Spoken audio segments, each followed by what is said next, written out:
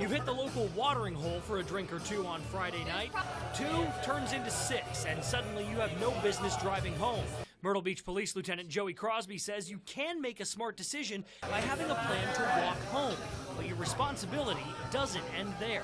We appreciate that you have a plan in place by not driving, but also have that plan in place that if you're walking, to make sure that you're not intoxicated, that you're not safe to get from point A to point B. Just as officers are out looking for drunk drivers, they're also looking for those who can't take care of themselves. But generally what happens is that person brings attention to themselves, whether it be through yelling, screaming, or causing a disturbance in which it gains the officer's attention. So that's generally what causes us to look their direction. Once they're looking your way, police have to determine whether they think you can get where you're going safely. If they don't think you can, it could mean an arrest for public intoxication.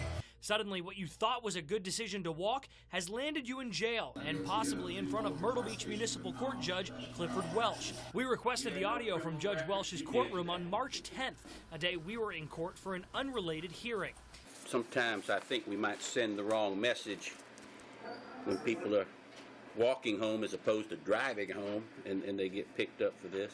Judge Welsh saw several PI cases that day and more than once wondered why some of them were there. Yeah, like I say, sometimes I'm not sure we're sending the right message. I think a night in jail is probably enough for public intoxication.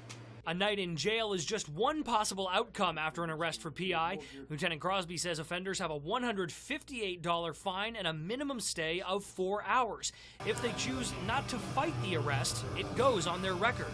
In both of those cases we just heard from Judge Welsh's courtroom, he gave the defendants time served. We took the results of those cases and his comments to Lieutenant Crosby. If all they're getting is a time served lesson learned, is it worth the time and effort to enforce the ordinance as it is? Again, our number one concern and priority at this point in time as we're out working the roadways is to make sure that that person is safe and to make sure they're not becoming a victim. So if we can keep that person from becoming a victim of a crime, or if we can keep that person, more importantly, becoming a victim of being hit by a car because they're too intoxicated and stepped out on the roadway, then ultimately we've achieved that. He went on to say the department respects whatever decision the court makes. Their job is simply to uphold the law. Our job is to keep that person safe and to keep them from not being a victim of a crime. That's worth enforcement right there, is it? Yes. In Myrtle Beach, Jack Lamson, ABC 15.